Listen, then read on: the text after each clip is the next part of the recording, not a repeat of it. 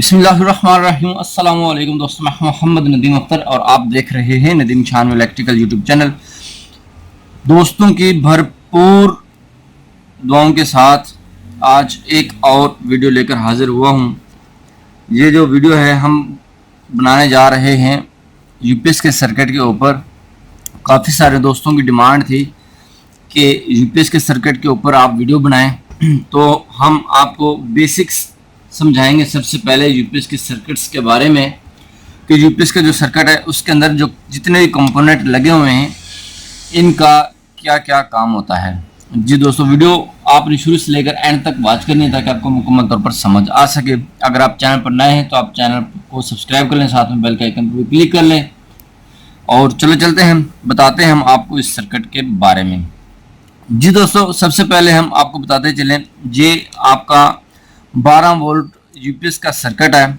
12 volt का UPS का जो सर्किट है, पहले भी मैंने वीडियो बनाई थी, आपको बताया था कि जिसके अंदर एक ये हीट सिंक लगा हुआ हो और एक ही इसके साथ ट्रांजिस्टर लगा हुआ हो, तो समझ लीजिए आंखें बंद करके कि ये आपका 12 वोल्ट का यूपीएस का सर्किट है।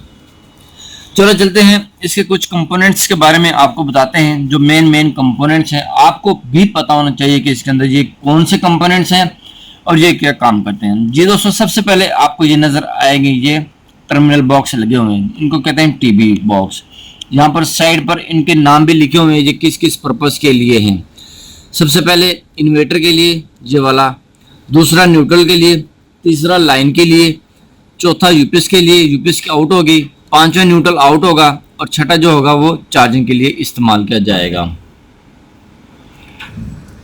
जी फ्रेंड्स, ये जो आपको दो टर्मिनल नज़र आ रहे हैं ये नेगेटिव के लिए है और इसके साथ वाला पॉजिटिव के लिए है। ये जो वाला टर्मिनल आपको नज़र आ रहा है B1, ये बाइसिंग के लिए है, B2 भी बाइसिंग के लिए है और नेक्स्ट जो है ये फैन के लिए यूज़ किया जाता है, पॉजिटिव और ये नेगेटिव। अच्छा, एक और टर्मिनल इधर लगा हुआ है, ये यहाँ पर स्विच के लिए SW लिखा हुआ है, इसका मतलब है स्विच। ये जो यूपीएस के फ्रंट के आगे स्विच लगा होता है ये यहाँ पर इस्तेमाल किया जाता है। उसके बाद आपको देखने में नज़र आएगा ये जो लगा हुआ है ये स्विचिंग ट्रांसफार्मर है आपका। इसके बाद ये मेन ट्रांसफार्मर है जो बोर्ड के अंदर लगा होता है। इसका पर्पस ये होता है कि ये 220 वोल्टेज को लेता है और ये यहाँ से 12 वोल्ट जो एसी कन्वर्ट करके यहाँ पर आउटपुट पर आपको मिलेंगे। आगे आपका ब्रिज रेक्टिफायर लगा हुआ है और ये डीसी कैपेसिटर लगा हुआ है प्योर डीसी करने के लिए, डीसी वोल्टेज 12 को। इसके साथ साथ आप यहाँ पर देखेंगे ये वाली जो बड़ी रिले है ये मेन की रिले है, एसी 220 वोल्टेज जो कि वापडा की होती है और आउटपुट के लिए जो यूज़ की जाती है वो ये वाली रिले है। इसके साथ ये जो आप देख रहे हैं ये आउटपुट के लिए कैपेसिटर लगाया हुआ है ताकि शोर वगैरह ना हो। आपके जो यूपीएस चलता है उस वक्त जो शोर आता है पंखों के अंदर से, उसमें शोर को कम करने के लिए ये वाला कैपेसिटर यूज़ किया जाता है। जी दोस्तों, इसके साथ एक छोटी सी रिले लगी हुई है, ये चार्जिंग के लिए रिले लगाई जाती है। जब आपका यूपीएस चार्जिंग पर शिफ्ट होता है तो इस रिले के जरिए शिफ्ट होता है। एक और यहाँ पर कंट्रोल ट्रांसफार्मर लगा हुआ है।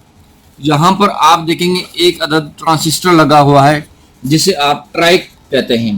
ट्राइक ट्रांजिस्टर ये चार्जिंग के लिए यूज किया जाता है। ठीक है, ये अपोलो कंपनी का नाम है और इसका जो है मॉडल नंबर है TF16A60। जितने भी ये कंपोनेंट्स हैं तमाम कंपोनेंट्स के नाम के साथ डिस्क्रिप्शन के अंदर आपको लिंक मिल जाएगा ताकि आप इसकी डिटेल्स पढ़ सकें, इसकी डिटेल्स क्या क्या हैं।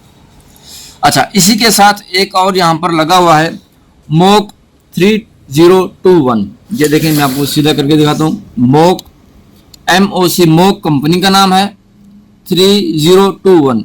ये जो आपका ट्राइक है ये इसका ड्राइवर है। ठीक है दोस्तों, जिनके चार्जिंग का जो ट्राइक इस्तेमाल किया हुआ है ये इसके लिए ड्राइवर यूज किया गया है। अच्छा, इसके साथ साथ आगे चलते हैं। ये डायोड है, ये आप सबको पता ही है। ठीक है, और ये ऑप्टो कपलर इस्तेमाल किया गया है। एक ब्रिज रेक्टिफायर ये इस्तेमाल किया गया है, दूसरा ये इस्तेमाल किया गया है और तीसरे ब्रिज रेक्टिफायर ये इस्तेमाल किया गया है।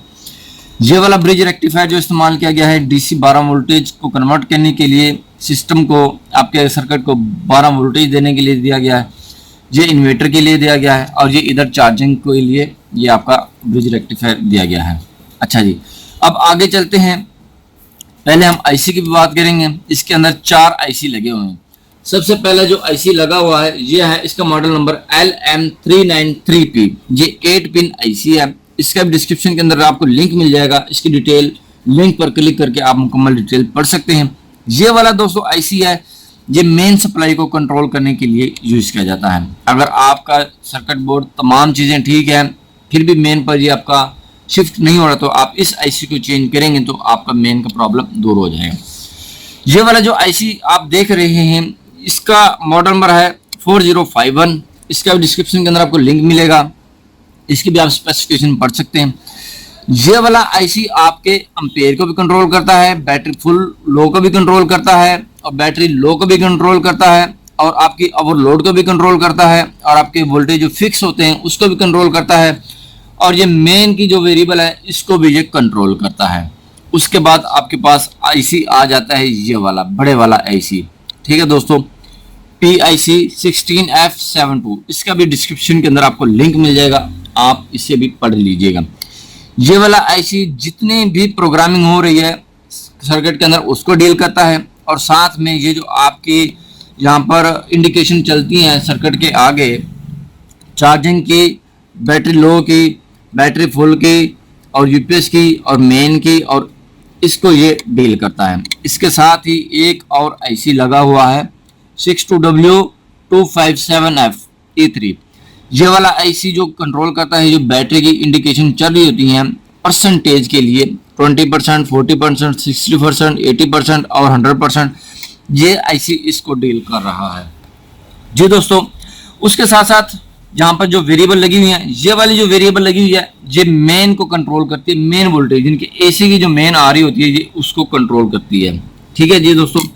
अगर आप इसको इस तरफ घुमाएंगे, ये देखिए जैसे मैं घुमा रहा हूँ ट्रांसफार्मर की तरफ घुमाएंगे तो आपके जितने भी मिनिमम वोल्टेज होंगे उस पर ये काम करेगी और ये इधर मैक्सिमम वोल्टेज पर ये काम करेगी। अगर आप चाहते हैं जीरो वोल्टेज पर भी चार्जिंग हो तो इसको इधर से बंद कर दें तो ये जीरो वोल्टेज पर भी चार्ज करेगा आपका यूपीएस जितना भी चार्जिंग होगा जी दोस्तों।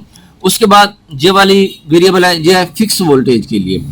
अगर आप इसको इधर घुमाएंगे ऐसे क्लॉकवाइज, ठीक है दोस्तों, तो ये वोल्टेज आपके कम होंगे इस तरफ। अगर आप इसको इस तरफ घुमाएंगे दूसरी वेरिएबल की तरफ तो आपके वोल्टेज ज्यादा होंगे जी दोस्तों। ये वाली जो वेरिएबल है ये है लोड के लिए, इधर आपका लोड कम होगा और इधर आपका लोड ज्यादा होगा, ठीक है दोस्तों।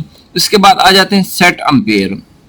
सेट एम्पेयर जो बैटरी की चार्जिंग होती है उसके सेट एम्पेयर होते हैं जी दोस्तों। अगर इसको आप इधर से घुमाएंगे इस तरफ तो आपके एम्पेयर ज्यादा होंगे, अगर आप इसको इस तरफ घुमाएंगे तो आपके एम्पेयर जो हैं वो कम होंगे, ठीक है दोस्तों। तो बैटरी चार्जिंग के जो एम्पेयर होते हैं वो 15 एम्पेयर होते हैं जो कि आपने सेट करने होते हैं।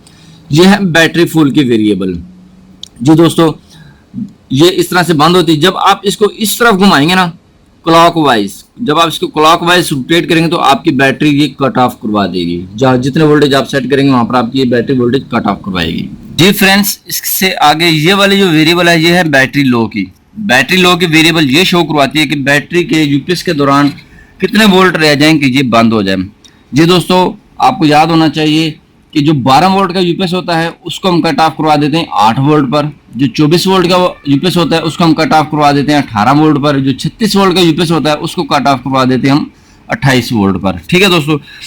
तो ये है मैक्सिमम और ये है मिनिमम इधर। तो ये इसकी सेटिंग कैसे की जाती है ये नेक्स्ट वीडियोस में हम आपको मुकम्मल तरीके से बताएंगे, एक एक वेरिएबल पर एक एक वीडियो हम बनाएंगे जी दोस्तों। इसके साथ साथ ये जो लगे हुए हैं ये यहाँ पर आपके 4 ट्रांजिस्टर है, आप देख सकते हैं, एक ये वाला, एक ये वाला, ये है A684। A684 के बजाय आप लगा सकते हैं यहाँ पर A1020, A1020 यहाँ पर लगा सकते हैं। और ये है C945 ट्रांजिस्टर। ये जो 4 ट्रांजिस्टर हैं ये यूज किए जाते हैं बाइसिंग के लिए। ये जो बाइसिंग है ना B1 B2, इसको कैसे चेक करना है इसके ऊपर भी हम एक वीडियो बनाएंगे, उससे भी आपको आने वाले वीडियोस में मुकम्मल तौर पर समझ आ जाएगी कि ये ट्रांजिस्टर कैसे चेक किए जाते हैं और ये बाइसिंग के लिए कैसे काम करते हैं। वैसे आज की इस वीडियो में मैं आपको बता रहा हूँ कि ये बाइसिंग के लिए यूज किए जाते हैं, ठीक है दोस्तों। उसके साथ साथ बाइसिंग के लिए ये वाली 2 रेजिस्टेंस भी बाइसिंग के लिए यूज की जाती हैं और इसके साथ ही ये जो रेजिस्टेंस लगी हुई हैं ये भी बाइसिंग के लिए यूज की गई हैं। अच्छा जी दोस्तों, इसके साथ साथ आपको एक और ट्रांजिस्टर नजर आएगा जी 7805। ये 12 से 5 वोल्ट को कन्वर्ट करने के लिए यूज किया जाता है। और ये 5 वोल्ट जो है, ये जो लाइटें आपकी लगी हुई हैं, जो यूपीएस के फ्रंट के ऊपर लाइटें लगाई जाती हैं, ये जैक लगे हुए हैं, ये 5 वोल्ट इनके लिए यूज किया गया है। और साथ ही ये बजर के लिए, बजर को ऑपरेट करवाने के लिए C1815 का यूज किया गया है। ये एक एज ए स्विचिंग ट्रांजिस्टर है। अगर आपकी बजर ना चल रही हो तो ये वाला आप ट्रांजिस्टर चेक कर सकते हैं। इसके साथ साथ और ये वाला भी ट्रांजिस्टर आप चेक कर सकते हैं। जी दोस्तों, इस सर्किट में आपको और भी चीज़ें काफ़ी नज़र आएंगी लगी हुई, जैसे कि ये कैपेसिटर लगे हुए हैं, डीसी कैपेसिटर हैं, ये भी डीसी कैपेसिटर हैं। इसके अंदर सिर्फ एसी कैपेसिटर ये वाला लगा हुआ है। ये वाले जो 2 रेजिस्टेंस हैं, ये आपकी चार्जिंग को कंट्रोल करने के लिए यूज़ की गई है। ये वाले भी चार्जिंग को कंट्रोल करने के लिए यूज़ की गई है। ये वाला भी और ये वाला ब्रिज रेक्टिफायर है, ये भी चार्जिंग को कंट्रोल करने के लिए यूज़ किया गया है। बाकी जितने भी रेजिस्टेंस लगी हुई हैं, ये करंट को कम करने के लिए यूज़ की गई है। जी दोस्तों, ये थी इसकी इंफॉर्मेशन जो कि मैंने आपको बतानी थी। इसके अंदर जो कंपोनेंट लगे हुए हैं, जितने भी कंपोनेंट लगे हुए हैं, तमाम कंपोनेंट का मैंने आपको बता दिया है। जी दोस्तों, इसके साथ इसके अंदर और कोई चीज़ नहीं रही जिसका आपको मैंने ना बताया हो। इसके अंदर ये जो आईसी के साथ लगा हुआ है, ये है क्रिस्टल। ये फ्रिक्वेंसी को कंट्रोल करता है। इसकी जो वैल्यू है 4.000 मैग है, मेगा, जिसे मेगा कहते हैं, 4.000 मेगा है। ये जो क्रिस्टल होता है 4 से लेकर 70 मेगा तक मौजूद होता है, जो कि दूसरे पर्पस के लिए भी यूज किया जा सकता है। यहाँ पर 4 मेगा का ये क्रिस्टल यूज किया गया है। इसका भी डिस्क्रिप्शन के अंदर आपको लिंक मिलेगा, जिसे आप अच्छी तरह से पढ़ लेना कि इसका क्या पर्पस है। जी दोस्तों, यूपीएस के सर्किट के बारे में आज मैंने आपको तमाम कंपोनेंट्स की डिटेल दी है। तो नेक्स्ट जो हमारी स्टेप बाय स्टेप वीडियोस आएंगी, वो एक एक वीडियो हम इसके एक एक फॉल्ट पर वीडियो बनाएंगे, ताकि आप इसके फॉल्ट को भी ट्रेस कर सकेंगे। जी दोस्तों, आपको ये वीडियो कैसी लगी है, वीडियो को कमेंट सेक्शन में आकर जरूर बताना है। वीडियो को लाइक जरूर करना है और दोस्तों के साथ शेयर जरूर करना है। इस वीडियो में अगर आपको कोई भी समझ नहीं है तो आप हमें कमेंट सेक्शन में आकर कमेंट करके पूछ सकते हैं। जी दोस्तों, आप देख रहे थे Nadeem Shanu electrical YouTube channel और मैं हूं मोहम्मद नदीम अख्तर। मिलते हैं नेक्स्ट वीडियो में, तब तक के लिए अल्लाह हाफिज।